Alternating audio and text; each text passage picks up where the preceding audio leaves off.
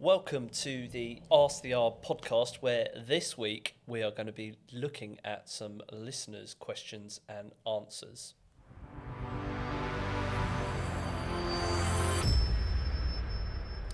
So, welcome back to the Ask the R podcast. It has been weeks. I think the last podcast we put out was the one with Mark Council at Logie Timber, which was an absolutely fantastic episode, and we've got a video coming on that one real soon. So it's been a little while before I've done this. I've got some questions in. I've actually been involved because it's hectic and mental this end at the moment. So I've actually been involved with the sales and quotation process here at ROAVR over the last couple of days or so, which has been great because it's meant that I've been able to pull in some of these questions. But before we get to those questions, it is time for this. If I remember which button to press.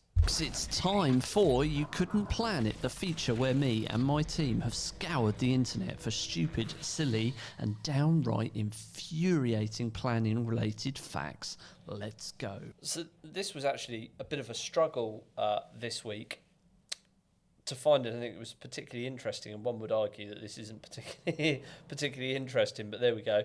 The title of this article is Spud Fusion in Portsmouth submits a planning application after Spud Wars. So make of that what you will. It says, the article goes on to say, Spud Fusion, based on Goldsmith Avenue in Portsmouth, has applied for retrospective planning permission from Portsmouth City Council.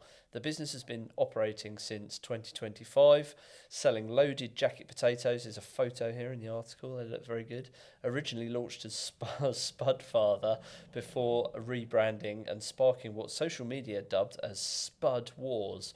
So retrospective planning permission was on the cards there. The application submitted by agent seeks to regularise the trailer's use of the site and secure its long-term future. So, folks, this is what happens. Sometimes in business, one of my mentors says, and I will get absolutely slated for this in the comments, one of my mentors says that sometimes it's better to ask for forgiveness rather than permission. And this is one of those cases where, you know, okay, perhaps it is. This is going to stray beyond the realms of this podcast. It is so difficult to run a small business in the UK at the moment. The turnover taxes that we're subject to are just horrific.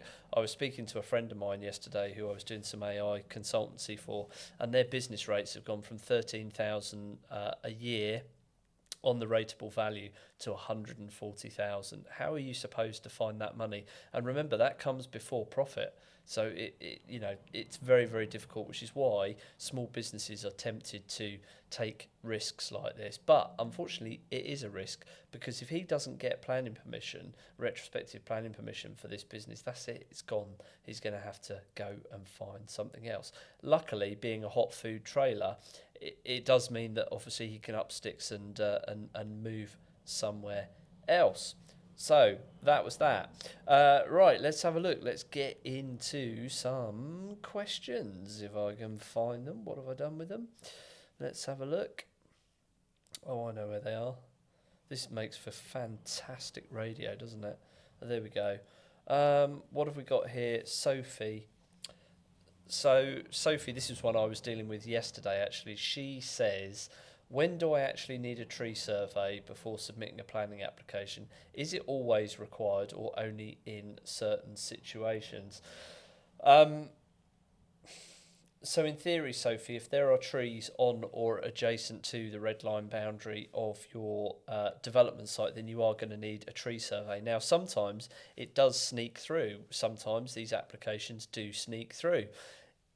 But if you've got a switched on planning officer, the person that validates your planning application, they might go on Google Maps and have a look, and if they can see trees on or adjacent to the red line boundary of the site, then they're going to ask you for at least what's known as an arboricultural impact assessment. So in theory, if there are trees on or adjacent to the red line boundary of your site, it's always going to be required. You are always going to require a a tree survey. So hopefully that's helpful. The British standard is actually going to be changed, and what that means for you is that what we currently split between an arboricultural impact assessment and an arboricultural method statement, so what happens before planning and after planning, that's all going to be combined into one, I believe. Sticking with trees, we've got one here from Grant in Harlow, and he says, what's the difference between a BS5837 tree survey and an arboricultural impact assessment? Do I need both? They're exactly the same, Grant. So BS5837 is just the British standard. So that is the overarching standard that all tree surveys to support planning applications should be done to. It doesn't always happen like that. Do I say this? Yes, I will. Tree surgeons generally aren't equipped to do proper tree surveys, but if you ask your tree surgeon, he may well say, yes, I can do a tree survey for you. The question then becomes, are you qualified to do a tree survey? Because I'm sure they're qualified to do the tree surgery, and can you produce a compliant BS5837 tree surveys? Because we see all sorts. We don't see very many hand-drawn stuff anymore, but it occasionally comes up. So BS5837 is the standard, and the arboricultural impact assessment is what comes after the site work. So what happens then is basically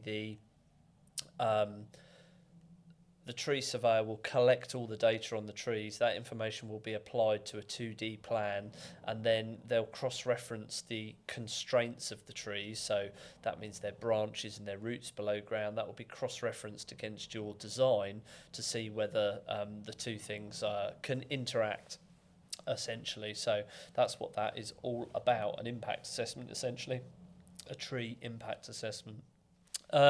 We've got no name on this one, but we've got one here that says, how close does a development need to be to a tree before it triggers a survey requirement? Well, it's not so much the closeness of the tree, it's more to do with the red line boundary. However, yes, if you had a red line boundary and the tree was right on the boundary, that is potentially going to be more of an impact than a tree that was maybe 15 metres away.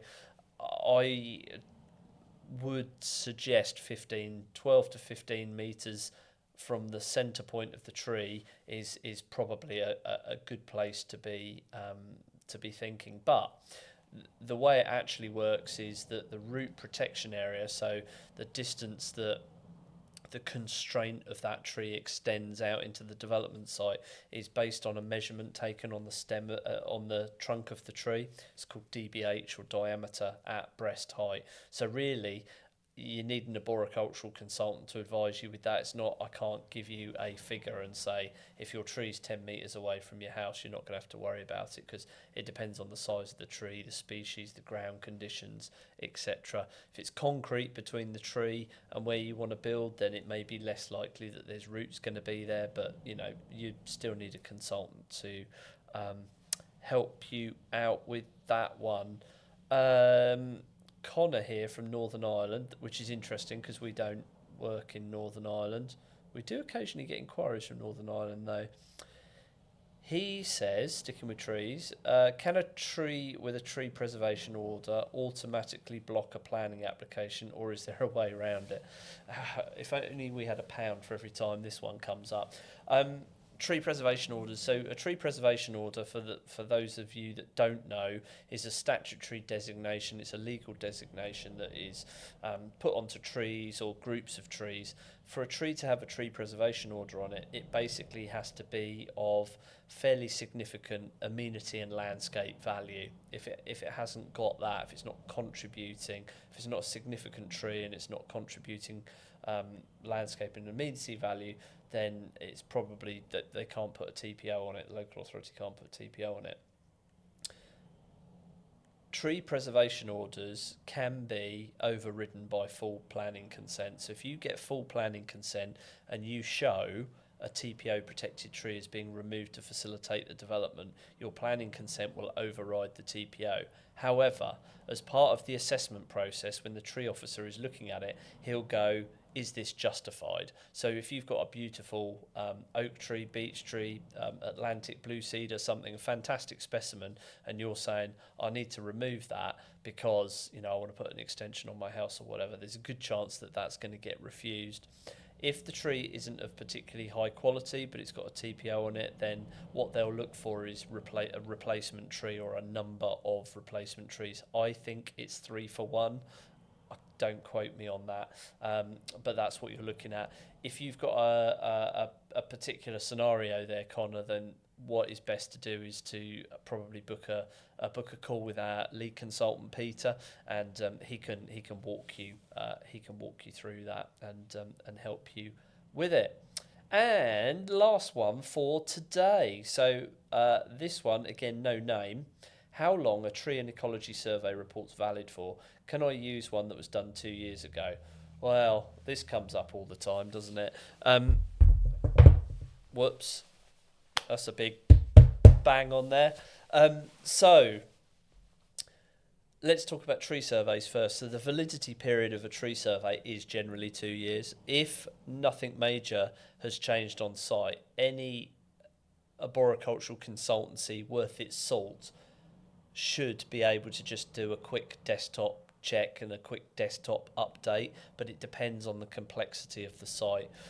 We tend to say anything over 2 years, we really want to come back out and have a look at the trees, because it may be, you know, it may work in your favour if things have changed on site.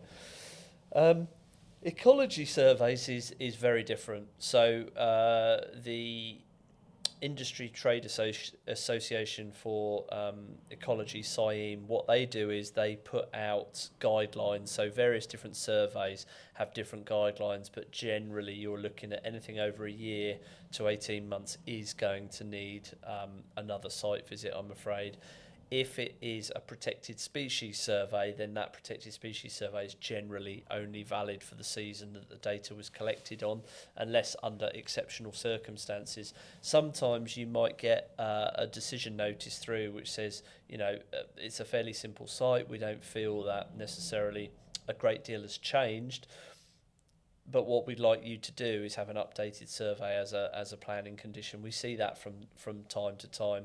It's very, very unlikely that local authorities will accept, for instance, bat emergence surveys or bat activity surveys that are older than sort of 18 months old. So it's one to bear in mind. So there we go. Hopefully that was useful. There's 6 juicy little questions in there. A heavy, strong focus on arboriculture this week. Next week we've got another 6 on there, and there's a few more on there to do with ecology. So how can we sign this off? Where can you go? Where can you get help? We've got lots of resources out there. If you're watching this on YouTube, listen, it makes such a difference to us to help us get our message out to people. If you can subscribe to the channel and share it with people that you think this might be useful for. As it stands at the moment, we've got a really low number. It's something like 28% of people that consume this content actually subscribe to the channel. So you'd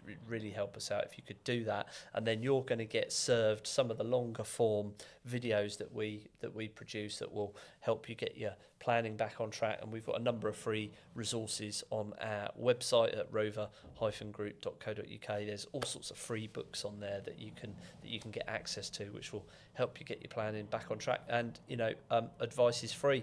I have a weekly email that goes out on a Monday morning at 7 o'clock. If you want to get on that list, Kian will put a link in the description below. So that's it from me this week, and we'll see you at the next one.